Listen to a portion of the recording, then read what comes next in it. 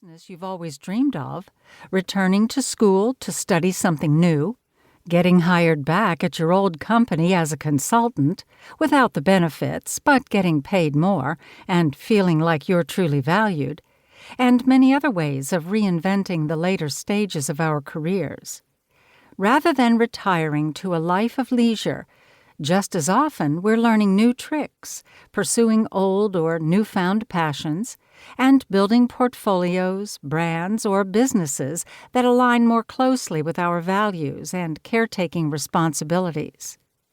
Research studies, many cited in the chapters in this volume, support the trends we are seeing in our friends and family.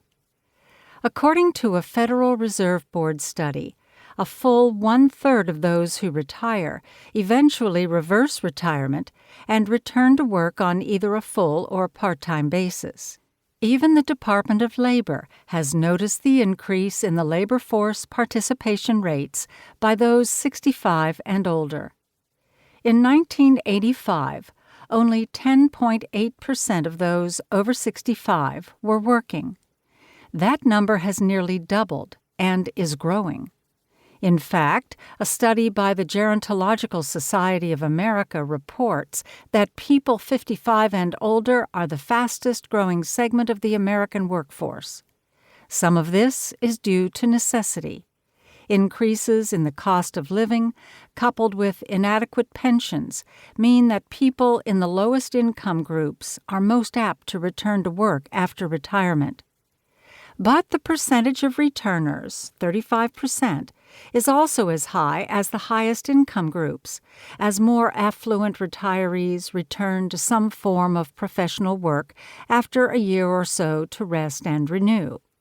For some, retirement is no longer defined as the total cessation of work, but as work in a new direction, or work with fewer hours. The options for what kind of work we do in the later stages of our careers, once known as retirement, are no longer limited to volunteer roles and creative endeavors.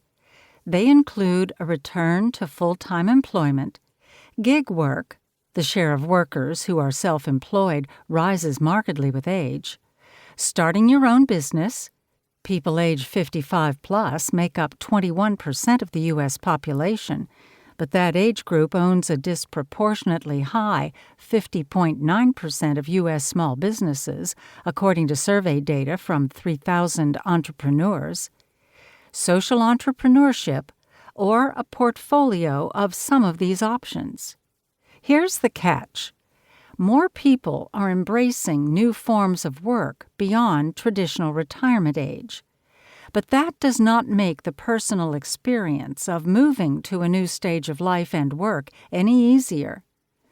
Longevity has heralded the end of a lockstep, three-stage life in which a cohort of people of the same age go through a short learning period, university, a long working period, and a variable leisure period, retirement, at more or less the same time.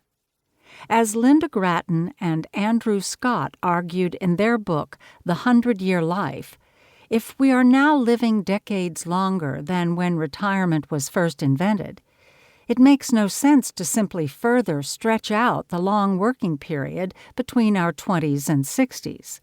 Nor does it make sense to retire from a productive life when we are still at the height of our powers. Instead, it becomes logical to transition more frequently between periods of learning, working, and leisure. According to Forbes, for example, going back to school after age 50 is the new normal. A great illustration of this sort of jibing and tacking is Kevin, who, in his role as captain of a submarine at age 50, wasn't ready for retirement from the Navy. So he enrolled in law school. He already had an engineering degree, and wound up working as a lawyer for the U.S. Department of Veterans Affairs, helping veterans with appeals, ultimately becoming a judge before his second retirement so far at age 74. The new rule is that there are no rules.